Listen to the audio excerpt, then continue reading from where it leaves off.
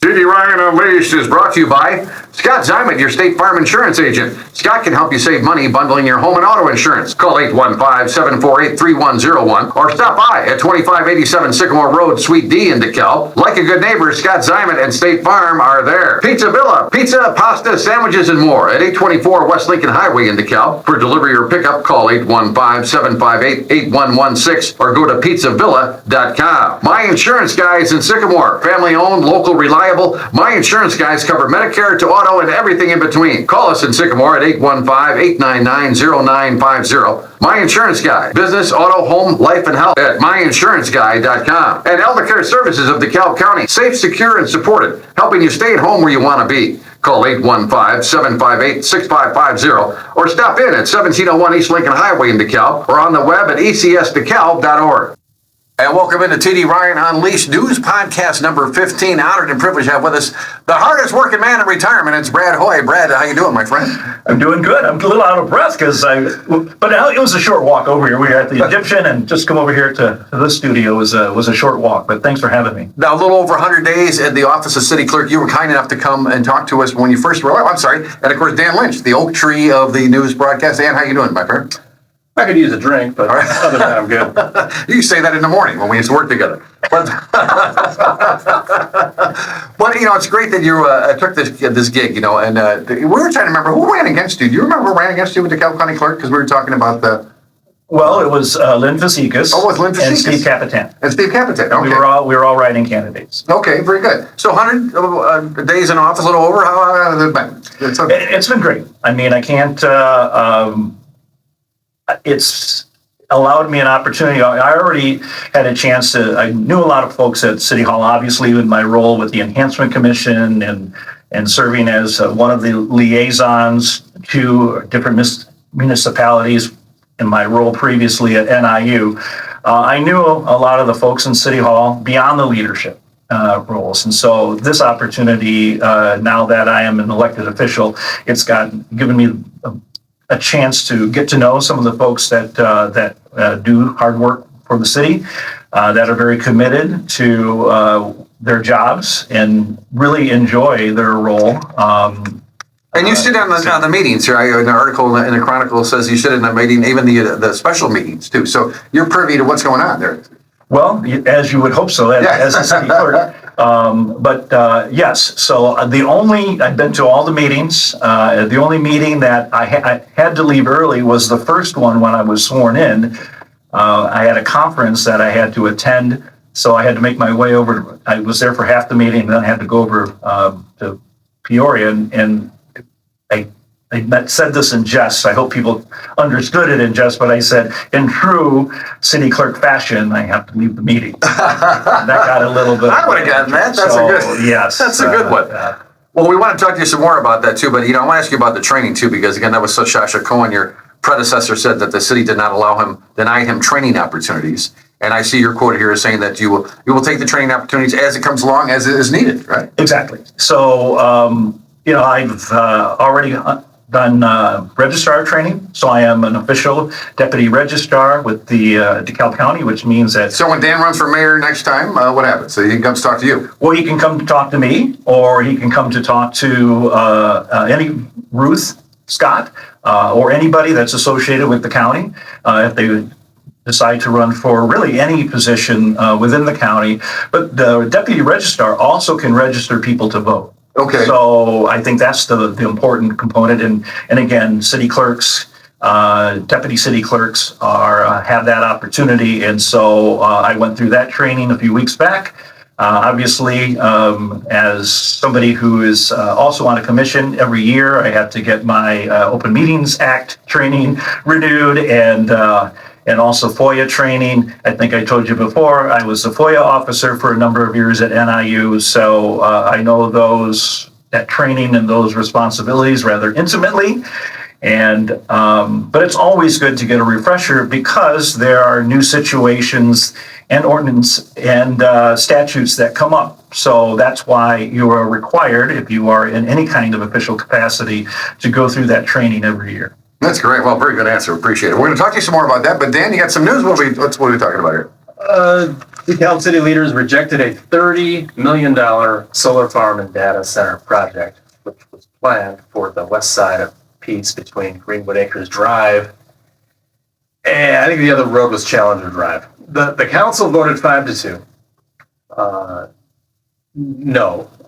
Gale Technology and Donato Solar had proposed a 30-acre solar field and 2 6,000 square foot data storage buildings. However, the projected plan would have needed 3 ordinances and for annexation, also rezoning, and a development agreement. Council members cited community concerns in opposing the plan, despite the mayor voting in favor, along with, I believe it was Alderman Carlson. And I have a quote from City Manager Nicholas about this as well. But one of the things I found interesting, the project would have gone on the Peace Road there between Greenworkers Drive and Challenge Drive. It raised concerns among residents nearby the Summit Enclave neighborhood, including issues of noise, land preservation, and property values. So what noise are we talking about with a solar farm? Is there noise involved?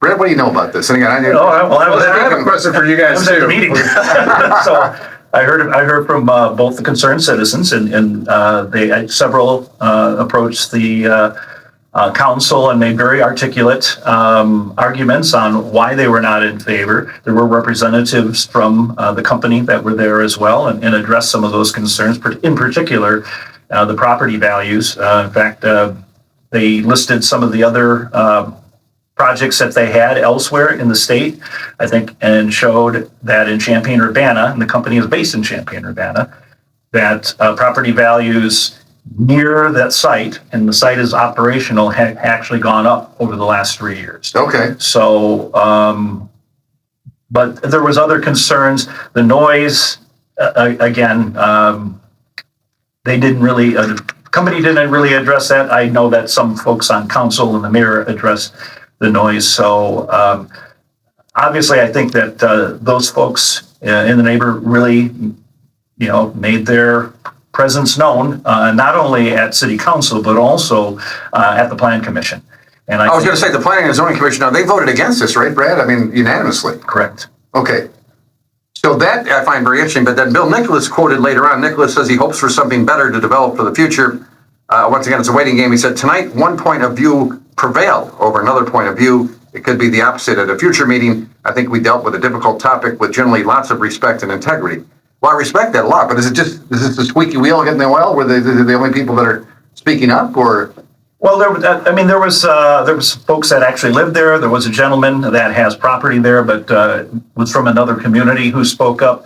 So I think that I do think that council and the citizens that were at the meeting showed a great deal of respect for each other, and that's what city government is all about. Right. It's about hearing opposing voices, about taking into consideration of what is a great fit for your community. I'm just going to say personally, I thought this was a potential. I have no say in that game, even though I'm elected official. No say in it. Right. I did feel that it was a good fit, but I can also see where some folks may not have wanted that type of business. I think the thing about now is that parcel of land has been vacant for a long, long time. But it says in the article it's being used for farming, right? So it's not sitting dormant per se. Farming. I guess I don't know exactly what is being grown there, but it is agricultural. So whether or not there's actually farming that's going on there, that I don't know. Okay. I mean, I can't say one way or the other, but I do know that it's been a parcel of land that the owner has been trying to look at a great fit for it for a number of years. So I guess the next thing, if you're from a city perspective, and that was one of the things that the council members were asking those in the crowd were, what do you think would be appropriate there? Okay, because I know part of the problem is the outbuildings, right? Because people, it's one thing to put the solar farms panels up and then bring them back down. The land's still fine, but the outbuildings now that would permanently make the soil go away. Correct. In that sense, okay. Mm-hmm. Correct. Dan, what do you got in this? Well, so many stories I've read. Was this the one where there was a rumor that it was crypto mining, or was that a different one? That's a different one. There was several people that spoke that mention crypto mining. Okay. And I don't know if this company is engaged in that. I have no idea what that is. I'm sure there's I don't. I looked it up, so I know a little bit more about it now because they talked about that. So I really don't know if that's what they did, but that was a concern. Okay. And And Brad, did they share what the stigma is with that? the folks that spoke before council, and one gentleman was very articulate, a resident of the community that was in that neighborhood, and he is a software engineer. He seemed to know about it, but didn't really elaborate. So it was a couple of people mentioned it, but didn't elaborate the quote, because they were saying it as if it were a bad thing or an evil, and I really don't know. You know, people tell me they like that interview because I'm so ignorant and I ask you about things. So, cryptocurrency, can you give us just a broad definition of what that is? So what do you think? Crypto mining? Well, I know with Bitcoin, Satoshi is the grand poobah who created it. Okay. And there are these equations, these elaborate math equations that have to be I was told there'd be no math.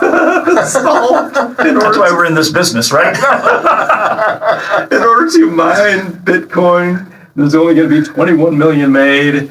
And if you own Bitcoin, of course, it's worth $119,000. Oh, so that's the appeal. There's only a certain number It's of a points made. finite. Okay.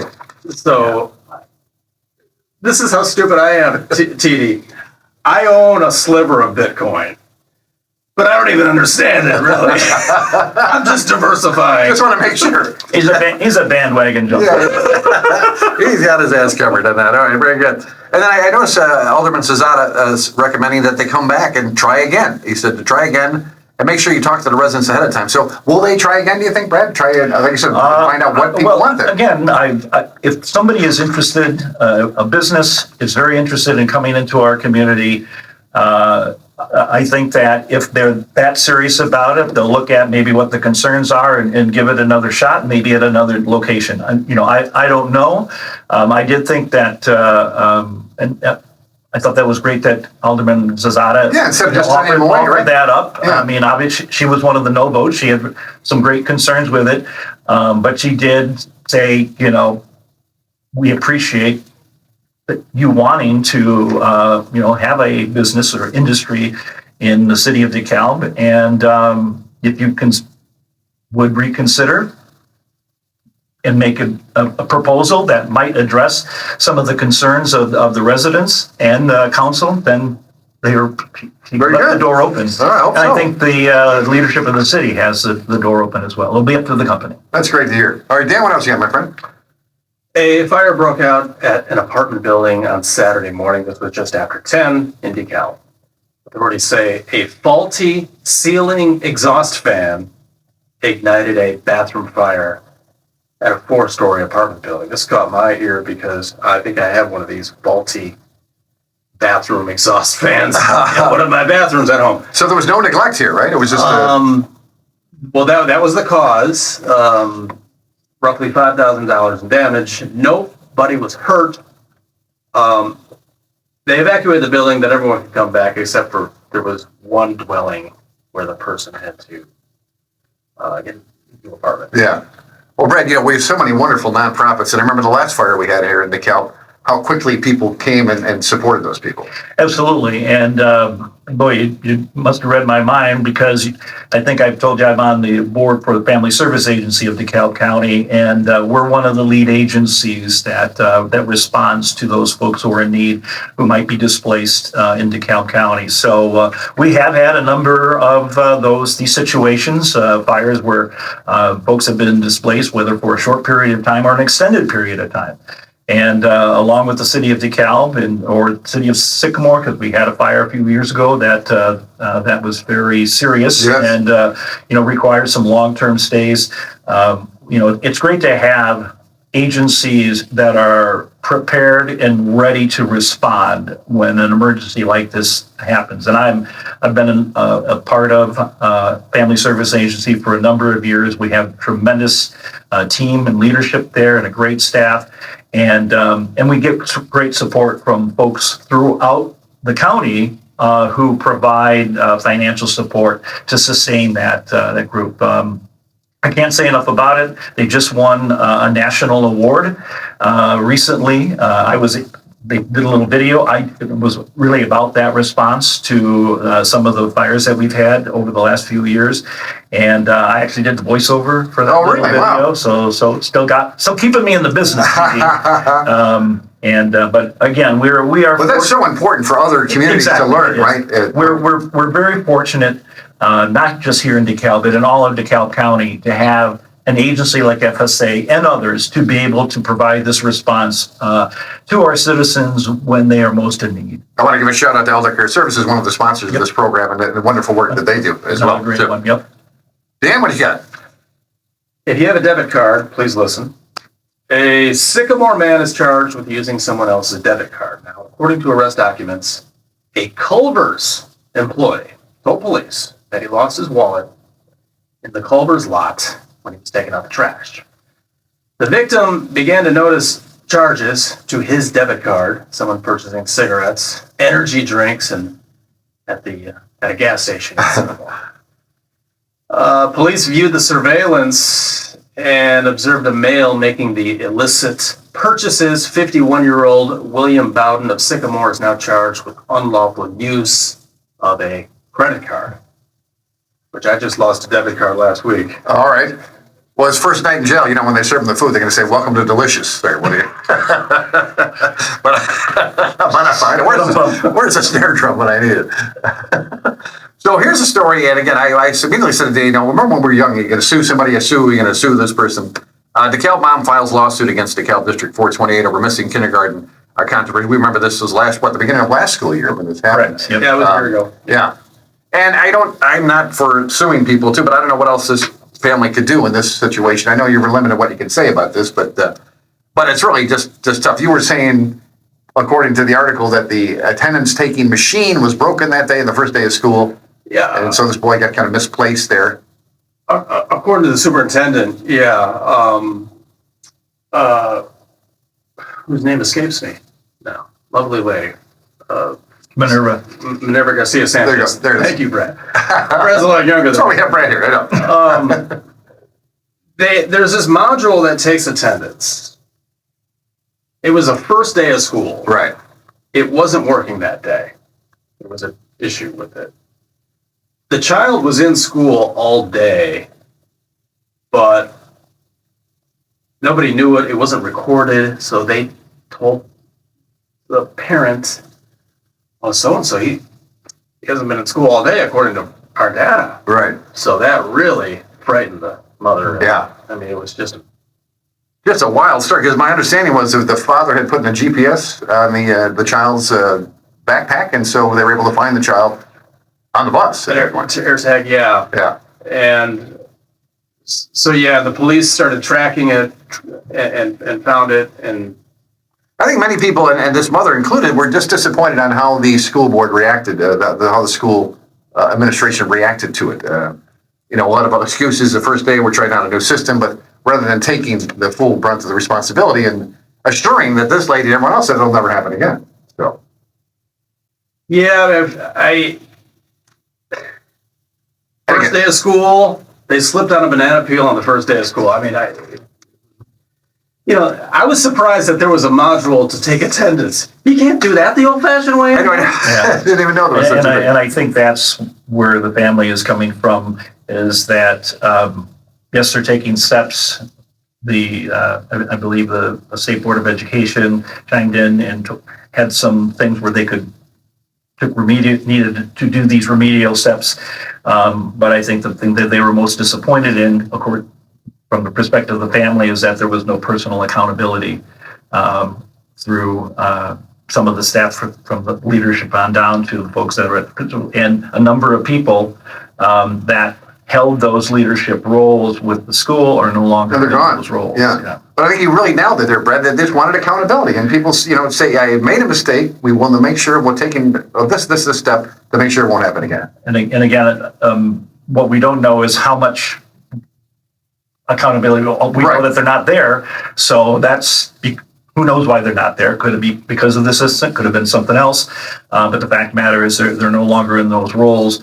And so I can certainly understand that situation, and I can certainly understand the concern of not only these parents, the Stoker family, whom I know, and one were a colleague of mine at NIU, but other families as well. I think that's why they're making this, pushing this forward, because it just happened to be their child. Right. It could be others as well. It could have been anybody, quite frankly. Yeah. Very good. Very well done. All right. I want to mention this too. The former DeKalb County board member died on the PP loan fraud, and then we had who was the other lady just recently on that? Well, that was Savannah Ilinikina, who was a County board member. County board member. Okay. who stepped down. She stepped down. May or Yes. June, And and then she's now facing charges. Sorry about that. that's right. And then we have another person who got caught with doing the PPL. A deputy. Deputy Well, I clerk. think Savannah's husband also. With the sheriff department. Right. Okay, and then now this latest gal, deputy clerk for the county, so that would be Lori Gross's office. Right. And again, it's all alleged, but to have a job like that for 20 years, and I'm sure there was many benefits that come with that, and to give that all up for trying to make some quick money like that. Well, I think that I think many people anticipated with these PPP loans when they came out that there would be some degree of fraud. I don't know if you guys saw several months ago, might even have been long as a year ago, a number of Illinois state employees were implicated, and I want to say over 1,000. Is that right? That were engaged in some sort of PPP fraud. I have looked at some of the roles, not only locally, but also across the country, across the state of Illinois. I did not realize we had so many hairdressers in the state of Illinois. I think a lot of people it's very, very legit. However, I think that I think law enforcement is just now starting to catch up on some of this, because what was the Wild West when it was going on? Well, exactly, and some people made the legitimate mistakes, because if any of you went through that, my wife Becky exactly, very complicated, wasn't it? And so you didn't know if you were dotting the I's or crossing the T's, and so there could be some mistakes. But it's one thing to make an honest mistake; it's another thing to outright fraud. And so I think the law enforcement and the courts are just now catching up on some of these situations that happened 3 and 4 years ago. What a wicked web when we deceive. You got another news story? Yep. A firefighter was hurt, and 2 people are looking for a place to live after a Kirkland house fire. That was earlier this month, just over a week ago now.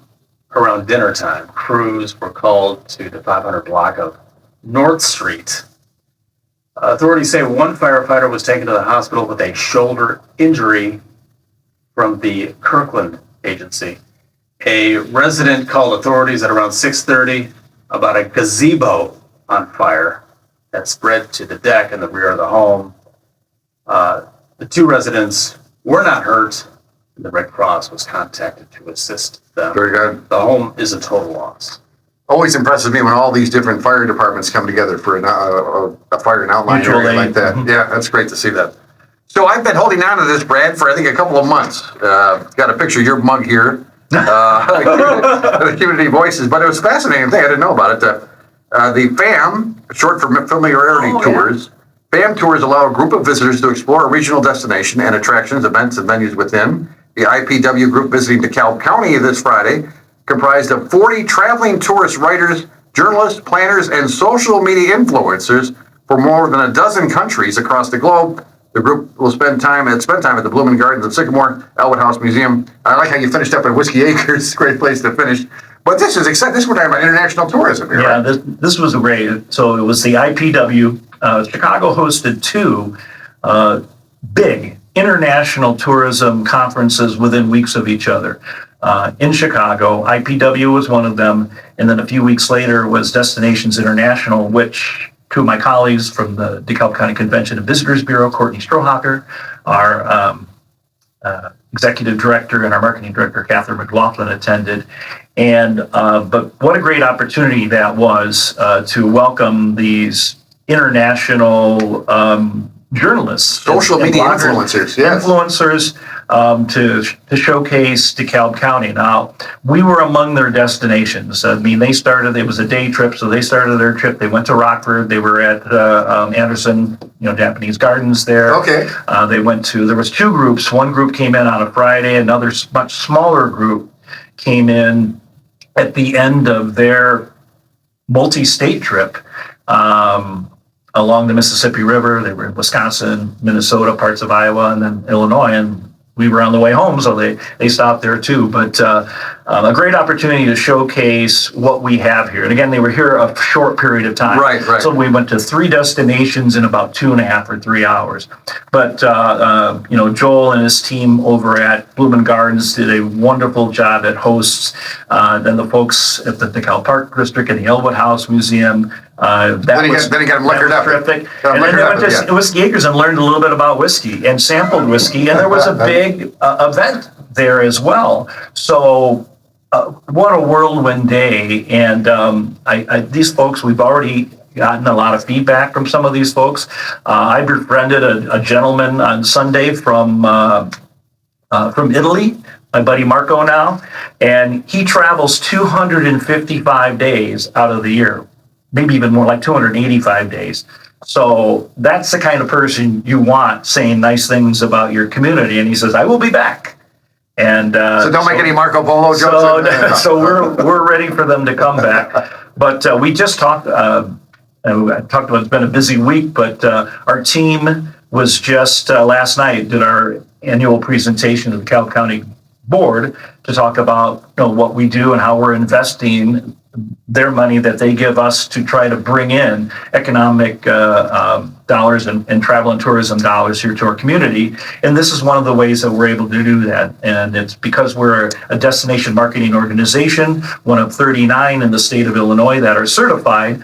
Our reach is much greater because we are a destination marketing organization. If you were an individual tourism or hospitality group, or you were an individual community, say DeKalb, Sycamore, Cortland, Malta, and trying to get the attention of travelers at O'Hare Airport, right, or at Ogilvy Center in the city, or at a hotel in downtown Chicago, or even Milwaukee and bordering states, you wouldn't be able to do that. It would cost millions of dollars to do, but because of our relationship and affiliation with the Illinois Office of Tourism, we're able to have our materials in the Illinois Travel Information Centers along the tollway system and in the highway system, and also in a lot of hotels in high visibility, highly populated areas, not only in Illinois, but in our surrounding states. So it's a lot of bang for your buck. And when you consider that as a budget, Terry, our organization is just a little over $200,000 a year. But we brought in travel and tourism dollars, and I'm just not saying we, I'm talking about collective we for the county, but we brought in $124 million in 2024, and that's a new record. We beat it by $1 million.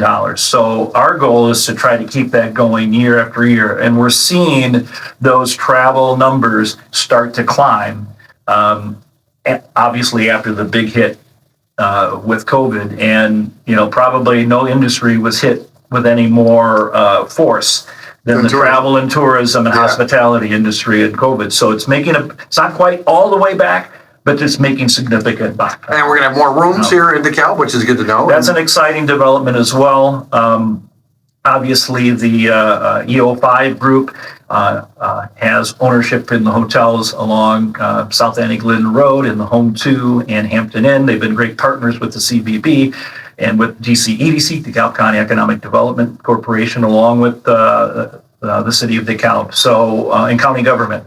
So that's exciting. It's in a great location, I think. Obviously, the city and the community has great designs for getting more business at the Taylor Municipal Airport, and this is a great start. It really is. And just one more thing. One of the things that my expertise with the CVB is events and conferences and sports tourism. There are a number of events where we could submit or respond to a request for a proposal, but we're not able to because we don't have enough hotel rooms in DeKalb County. So this will help us immensely. 1,000 is kind of a magic number. This will get us very close to 1,000, and that opens up. Is that how many? 1,000? Okay, well, close to 1,000. So right now we're just under 800. Really? Okay. And that includes the Hotel Montclair down in Sandwich.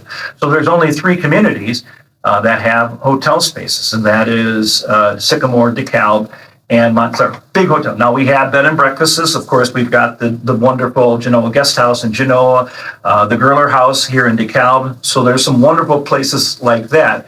But there's only 3 communities, Sandwich, Sycamore, and DeKalb, that actually have brick and mortar hotels. Very good. All right. Of course, Dan has a weekly Saturday morning baseball game, and I think the Japanese tourists would love to come and see this guy. Pitches to the kids and to the but let's switch. Let's lighten things up here. Or do you got another news story, Dan? Let's go one more heavy story and we'll lighten things up. Or do you? This is a pretty light story. People do get cited for having a headlight out. I know all about that. Did you? Oh, really? When I was living in Denver, I got pulled over 3. My sister said, "You better get that headlight fixed." I got pulled over 3 times in 2 days with the headlight thing. Yeah. And that was probably back. Was that back in the day when you could do it yourself? Yes. Now it's impossible to do it yourself. Oh my gosh, I know. Well, this was late August 28th, just before 10 p.m. Ogle County deputies conducted a traffic stop on East Route 38. Police say 39-year-old Nancy Santiago Rodriguez of DeKalb was arrested for driving with no valid driver's license.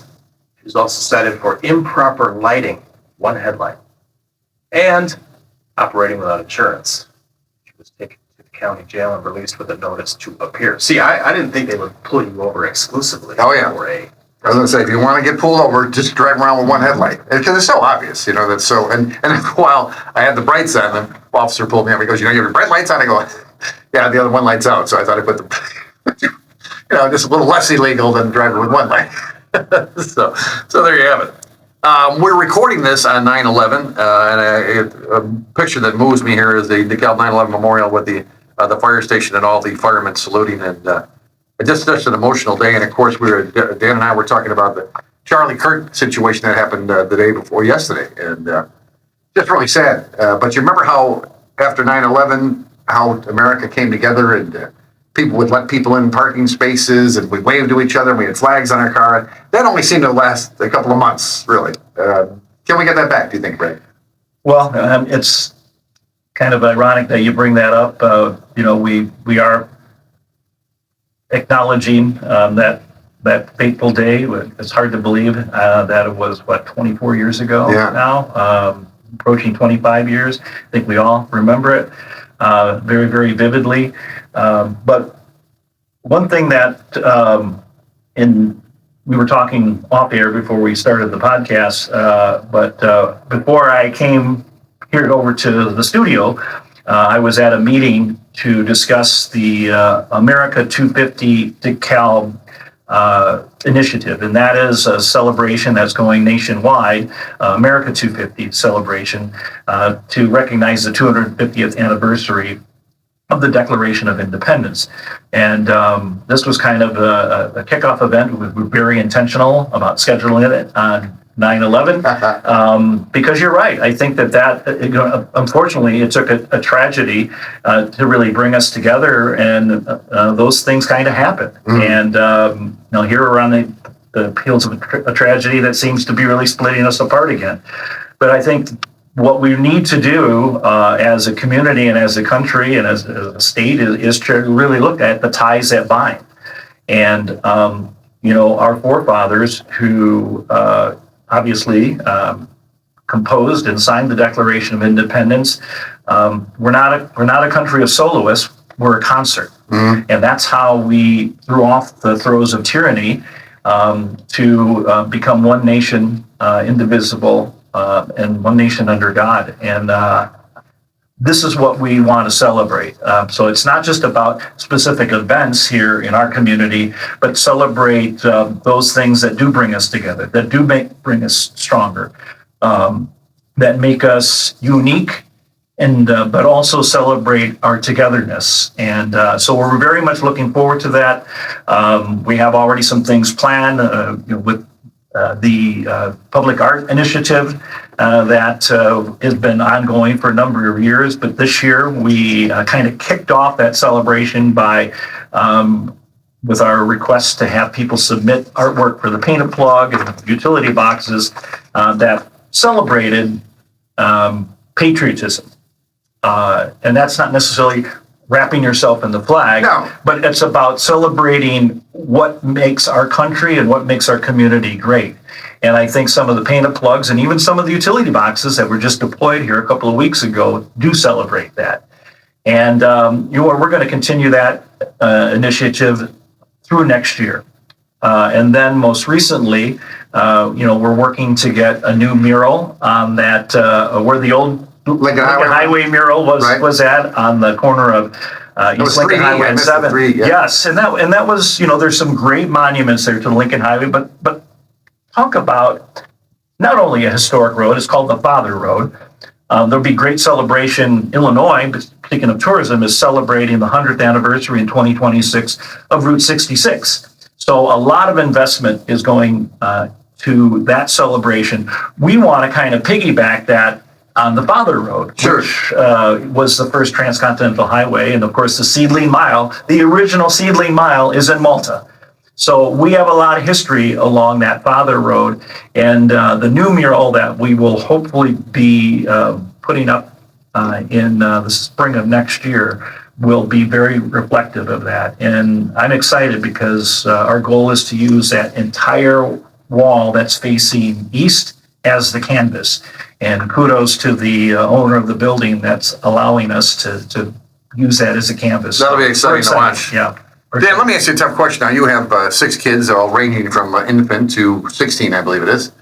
When you guys stay in your homeschool, so when we talk about 9/11, how do you guys approach 9/11? Do you just teach it to the older kids, or do you just kind of fade over that, or is it necessary to bring it up? Like for instance, like today, they'll be asking, "Why, Mom and Dad, what are they talking about 9/11?" How do you deal with it? Well, it's part of it is a continuation of throughout the century, the 20 centuries. I mean, there have been conflicts between. Well, don't get all deep, Bill. What do you tell the kids, though? What do you tell them about the conflicts throughout the centuries?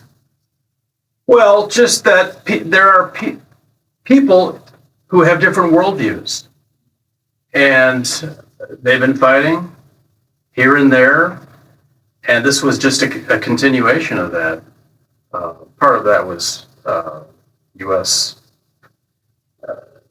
I mean, there's U.S. foreign policy involved, and that a lot of people say was aggressive, but there's a lot of worldviews, and well, I didn't want to get too heavy. I'm just wondering how I tell them what happened and why it happened, but I give them 2 or 3 different worldviews. They'll say, "Hey, did the good guys win this war, or did the bad guys win this war?" And I can't just say the good guys won. There were some wars are very complex, especially World War I and World War II.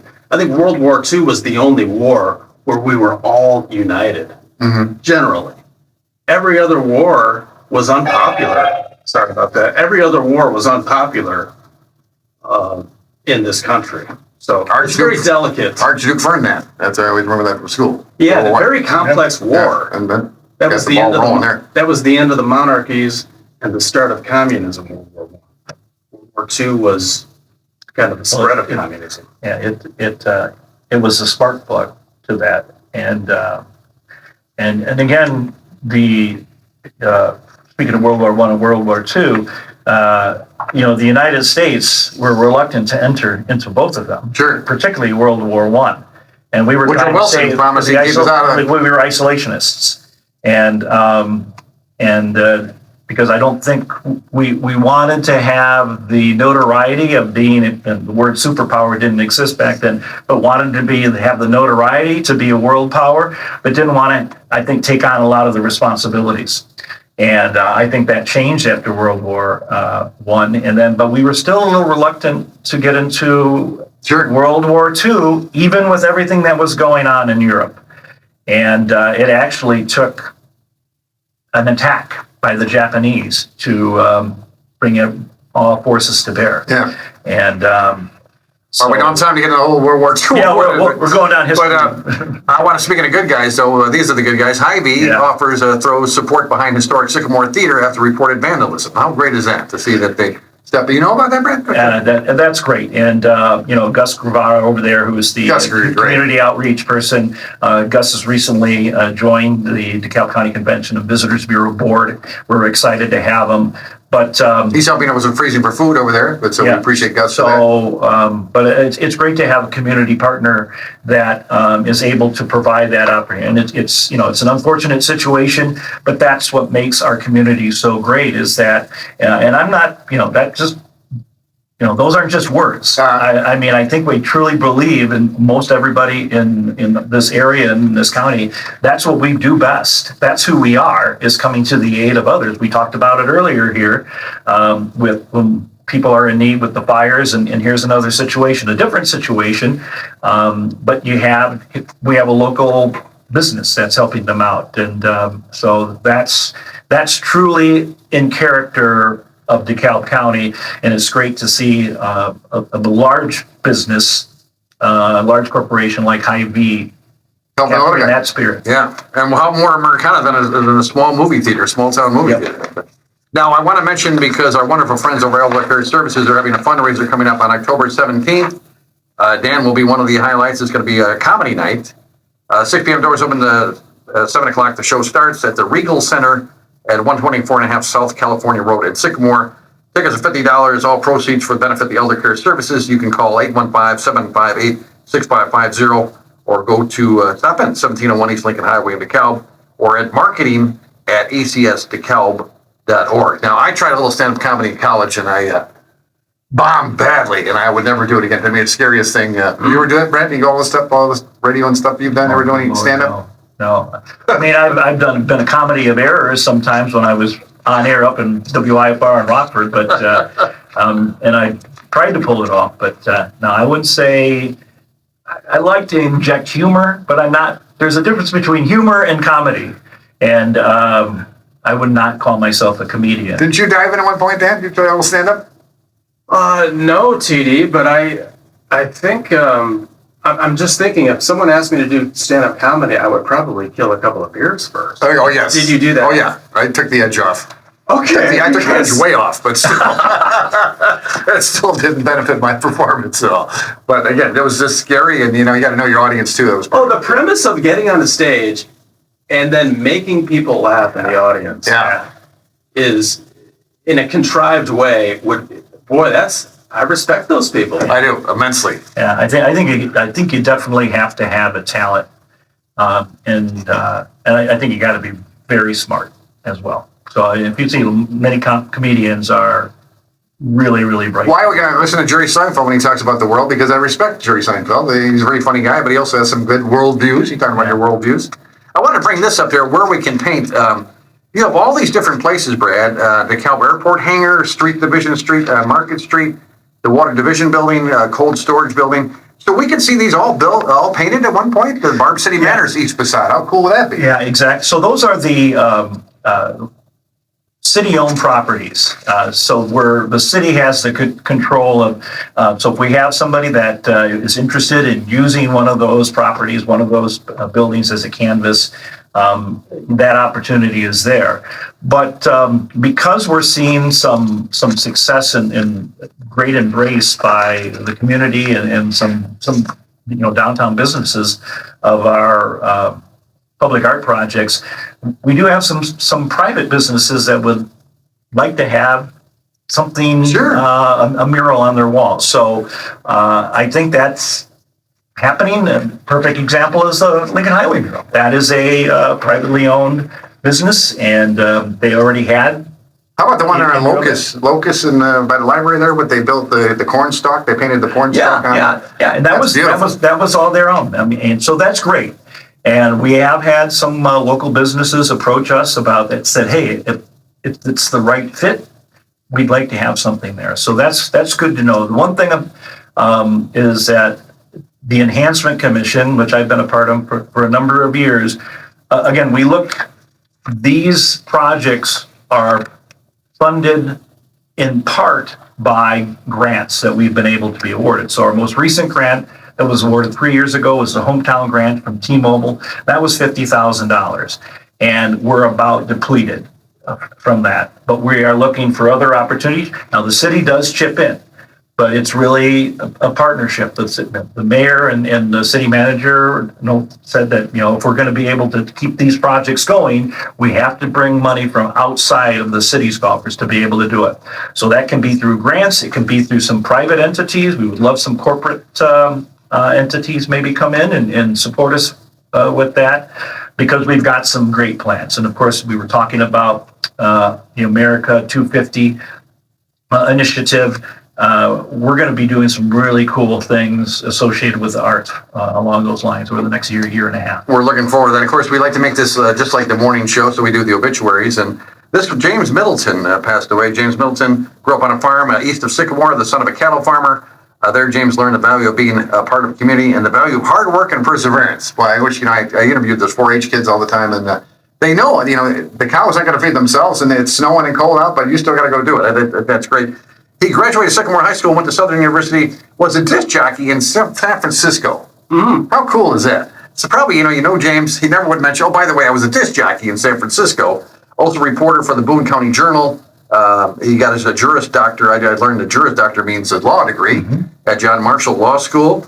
Married his wife, Dorothy. Published many short stories and novel. Brewster Fulbright is a novel. You can get that at Amazon and Apple Bookstore. This I find really fascinating. Recently, James met a person who developed a special bond with, Jacqueline Nelson, his caregiver. During a particular difficult time for James when he was struggling with his health, Jackie brought joy to his heart and laughter to his lips. So I applied for a job at Visiting Angels, and I realized as the closer I got that was not I wouldn't be able to do that. Caregivers, that's a special person that does that. Yeah, absolutely. Yeah. So kudos to that. What a great story there. And then a couple other ones we wanted to do was at ZLATA, but I'm assuming you pronounce that. She got her degree in library science as research in the chemical engineering library at the Slavic University Technology in Bratislava, Czechoslovakia. She married Dr. Cornel Ballin in November. The family lived in Lancaster, England, and New York, and then settling in DeKalb. So how about that? Lancaster, New York, and then DeKalb. She was energetic in applying her faith and involved in the communities and Grace First Lutheran Church in DeKalb. And Edwin Drury, then DeKalb in May of 1948, he married his wife. They were married for 48 years. During his middle school years at Hayes School. Now, I'm working at Hayes Gym now, And I would have loved to have seen it when it was Hayes School, because the Hayes Gym is just a beautiful building. Yeah, it is. Maury worked 2 paper routes, rising at 4 a.m. to deliver the Chicago Daily News and the Daily Chronicle after school. His work ethic was unparalleled, worked at the Wurlitzer Piano Factory, started his own Drury Plumbing Company. He was married to Joan for 73 years. A talented singer as well, who rivaled the best Nashville hits. Maury opted to take care of his 4 children and play local gigs as well. Coached Little League Baseball, like Dan, in his early 60s, and proudly led the major team to the 1965 DeKalb City Championship. And Maury was my plumber. Oh, you know Maury? Okay. I know Maury. I know his family. His family owns KJ's. Okay. So yeah. Wow. A character, a great individual, great American. Well, that's why we do these, because, live, I was telling Dan, you try to capsule somebody's life in a couple paragraphs, but like the guy was a disc jockey in San Francisco. I could talk to him all day about doing that, playing in San Francisco. So well, he went to did he go to Southern Illinois, you said? Right. Yeah, that's a great communications program. Yeah. Birthdays, again, on the other side, we always want to do that. Then I got a couple of great looking back, our friends at the DeKalb County History Center, Michelle Donahue and the gang. Go check them out, DeKalbCountyHistory.org. They provide us with a little this date in history for us every week. We appreciate that. This was interesting. At noon today, 600 students had registered for the State College for the fall. This is 1925. The largest attendance during a regular school year in the history of State College. And I understand we have a big freshman class at NIU this year. biggest since 2014. So how exciting is that? That is very exciting. As somebody who was the marketing director, that is good news. And in a great time, and I want to acknowledge my former colleagues over there for it's challenging. It's probably the most competitive that it ever has been to be able to bring students in. There's a lot of competition from everywhere. Many schools come in from all over the country, come in and poach our students from the state of Illinois because we have such a great education system. Oh, okay. And so those folks work very, very hard. I think it's also an indication of the growth of what we're doing, not only on campus, but as a community. There's a lot of great selling points that we have here in the DeKalb. Well, I think it's a roundabout. That's what's bringing everybody. It's a roundabout. Yeah, it's pretty good. I really like it. I mean, I missed it. I mean, that's a main thoroughfare for me. So they did a nice job with that. I have to do a couple more real quick. Letters have been received. Now, this is 1950. Letters have been received by all retail merchants in the DeKalb downtown area from the Chamber of Commerce, asking the retailers to cooperate in a plan presented by Mayor Frank Schoen and City Engineer Lloyd Johnson for keeping the streets of the business more in presentable condition. The city street department has proposed that they use containers at each block to be used by business houses to place the sweepings, and each morning these containers will be set out and collected each morning. So I think that didn't last. But, we just had Chief Bird here last week when we were talking about Chicago, and Dan brought up the fact that Chicago is a pretty clean city, and we're talking about how clean it was. And I would say that about DeKalb, too. I think DeKalb is a pretty clean city. I would agree. I don't think there'd be an argument there. And finally, this one really threw me for a loop. Through the efforts of the DeKalb Boy Scouts, we just had Cliff Golden here, the troop leader, Cliff. 33. Cliff is an unbelievable guy. Several DeKalb Boy Scouts, an interesting story, a number of the automobiles that passed through DeKalb on Monday, Labor Day, has been brought to light. Several Boy Scouts were stationed at the eastern and western city limits early Monday morning and checked every auto that passed through the city. The Scouts kept record from 9 o'clock in the morning till 9 o'clock at night. According to the Scouts, 7,770 automobiles passed through DeKalb during the 12-hour period. Estimated 10,000 automobiles passed through DeKalb during the 24-hour on Monday as a continuous stream of commerce shortly after midnight on Sunday. Heavy traffic continued until midnight on Monday night. So how they had the Boy Scouts? What year was that? This was 1925. Where they had 100 years ago. The Boy Scouts out counting cars to see how many So cars. they said 24 hours, 10,000 vehicles passed through DeKalb. Can you imagine that? 100 years ago? Yes. Wow. According to the Scouts. You going to challenge the Scouts? Oh, well, no. And speaking of transportation, this is right up your field here, Fred. This is 1975. Questionnaires were distributed by Husky Line riders to Northern Illinois University today. The survey of riders is part of the city study of mass transportation in DeKalb and Sycamore. The study will be completed in about 6 months. And of course, we have the Husky bus line, right? And Yeah. alive and well. When I was a student many moons ago, I was on the transportation committee in student government. So at one time, we had DeKalb had the largest mass transit system in regards to passengers, second only to the city of Chicago. Is that right? Amazingly enough. That is And a amazing. lot of that was because of the bus system that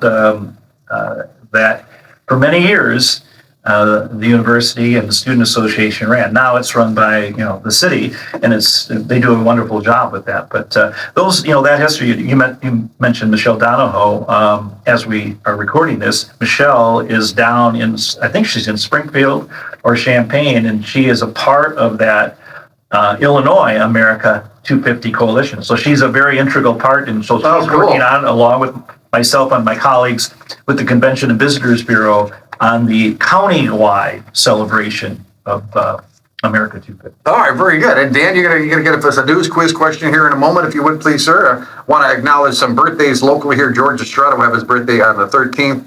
Amber Steelen will have a birthday in DeKalb on the 15th.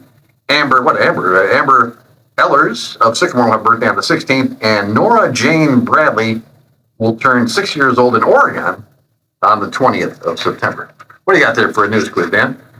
DeKalb city leaders rejected a You might want to know what they're going to win. Do you want? Would you like to know that? Oh yeah, TJ, what are you giving away? Well, funny you should ask, because we have two gift certificates to Pizza Villa, pizza, pasta, sandwiches, and more. I'm in negotiations right now with the with the Stagecoach Players Theater to get 2 tickets to their latest performance as well. So that may be included when you play the TD Ryan Unleashed News Podcast Quiz program. DeKalb City leaders rejected a $30 million solar farm and data center project planned for the west side of this road. What is that thoroughfare? All right, if you can tell us that thoroughfare, contact me at tdryan2001@yahoo.com. TD Ryan. Can I play? No, you're not eligible because you know everything, Brad. That's not fair.